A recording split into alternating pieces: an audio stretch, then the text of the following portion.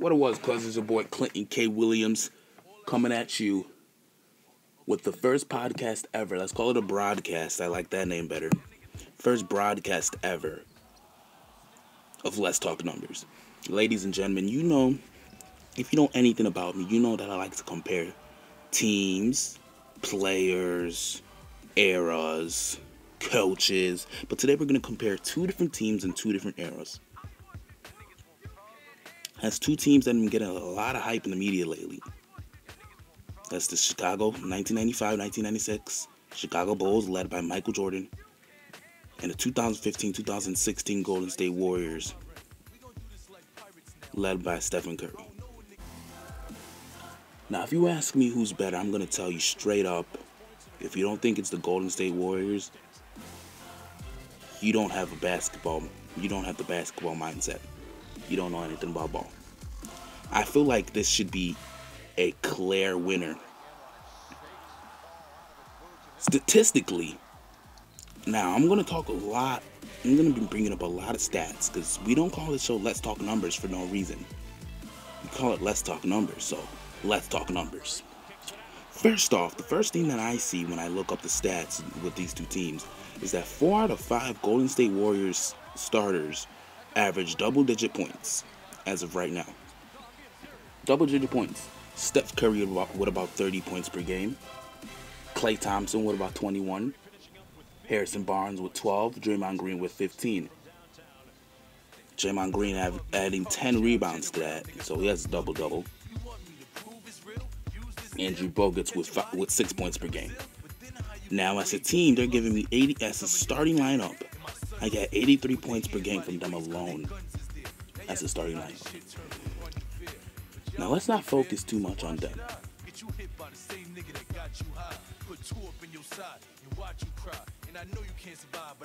Let's go over to the Chicago Bulls from 20 years ago. Michael Jordan averaged 30 points per game. Scottie Pippen averaged 19. Those are the only double-digit points you will see from that starting lineup. Everybody else had single digits. Ron Harper, single digits. Luke Longley, single digits. Dennis Rodman, single digits. Now you guys are saying, oh my God, here he goes again, just listing stats like he always does. What are stats? Look into it. The team with the better stats normally wins the game. The team who has the player who have more players who average higher points normally wins the game, because you know what? Those points add up and add up and add up. And that's how you win basketball games, by points. It's not how many defensive blocks and steals and stops you get. And I know through all of your heads right now, you guys are saying, okay, but the 95-96 Chicago Bulls had better defense. Wrong. The 2015-2016 Golden State Warriors held their opponent's field goal percentage. Has held, present day, their opponent's field goal percentage to less than 400 and 200 from the three-point line.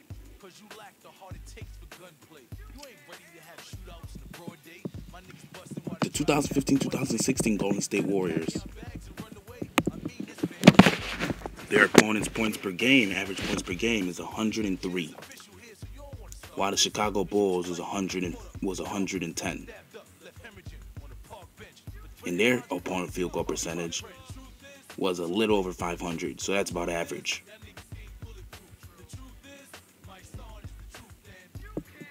Let's get this work, guys. Let's get this work. In the first 25 games, the Chicago Bulls of 20 years ago had already lost 3 games, so they were 22-3 in their first 25.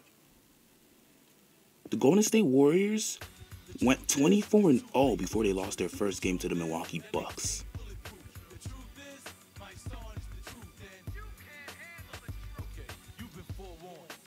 The Chicago Bulls of 20 years ago, 2 out of 10 of their losses were due to the Indiana Pacers. 1 was due to the Houston Rockets. Another one was due to the New York Knicks. So that's 4 losses due to championship caliber teams. Now, here's where it kind of sounds confusing to some of you. Golden State Warriors have lost 4 games to, I would say, non-championship caliber teams. The Sacramento Kings, the Milwaukee Bucks, the Dallas Mavericks, and the Detroit Pistons. None of those 4 are in the championship picture. The Knicks were in the championship picture 20 years ago. The Houston Rockets were in the championship picture 20 years ago. The Pacers were in the championship picture. But you guys are saying, okay, they lost to legitimate teams. That doesn't make any sense what you're saying. But it's more concerning if you're losing to legitimate teams versus losing to scrub teams. Because if you lose to scrub teams, you're not going to see them in the playoffs. We know you're better than them. We know you can beat them 10 out of 10 times. It was just something, it was an off game that caused you not to get the W. I'm more concerned if you're losing to championship caliber teams, because that's going to be a problem in the long run. That's what you're going to face in the playoffs, so if you're losing to them now, it's a bigger deal. Versus losing to the Pistons and the Dallas Mavericks. That doesn't mean anything to me. I'm pissed because we didn't take care of business with a 500 team. But in reality, we would destroy them if we get another chance. So do you see where I'm coming from? Those teams are scrubs. We just didn't get the job done one time. We made a mistake, and they've only made a mistake 4 times this season. And that's pretty damn scary if you ask me.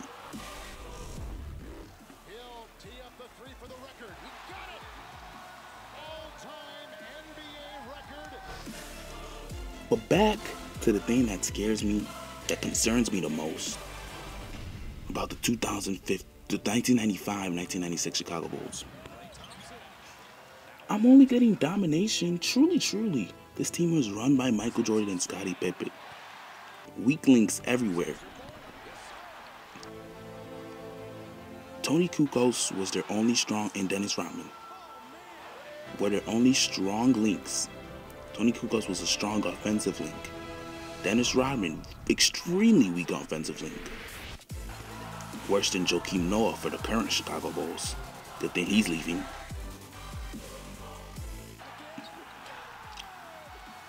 I'm only getting domination from Michael Jordan and Scottie Pippen.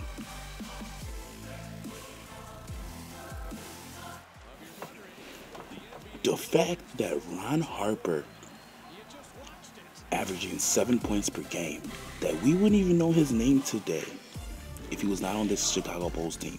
We wouldn't even remember it. Can be a starter on that team to tell you a lot about the talent. If somehow we can bring that team back, they get to put on their little 90s high-top sneakers and their short shorts and play Stephen Curry and his current Golden State Warriors, he's going to send Michael Jordan and Scottie Pippen back home in a casket.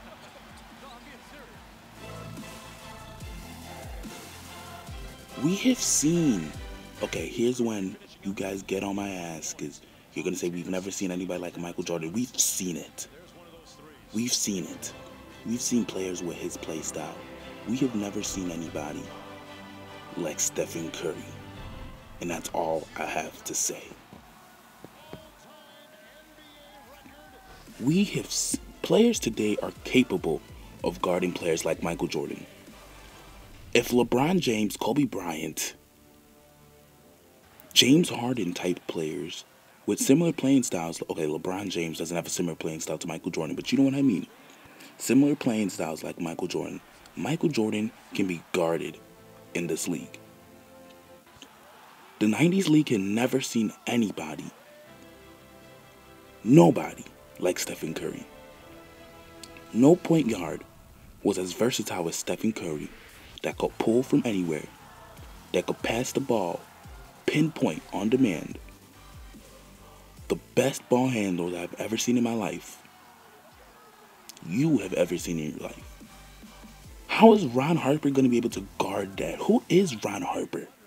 Did you know who Ron Harper was? And that's the team that's supposed to beat this team? Klay Thompson will be able to guard Michael Jordan. He has a very underrated defense. Let's be honest. What does Michael Jordan have that'll be so incapable to stop if Klay Thompson really tried? Post offense? Maybe. A jump shot? No. Klay Thompson's is 20 times better than Michael Jordan's.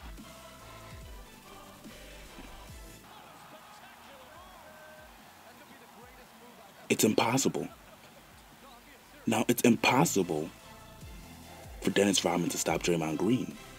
Dennis Rodman lived his career under the basket grabbing rebounds. Well, that's not where Draymond Green's going to be. Draymond Green is going to be at the perimeter because he knows that Dennis Rodman has never, ever had to guard anybody there before. And you know what Draymond Green is going to do? Boom, boom, boom, pull up in Dennis Rodman's face all day.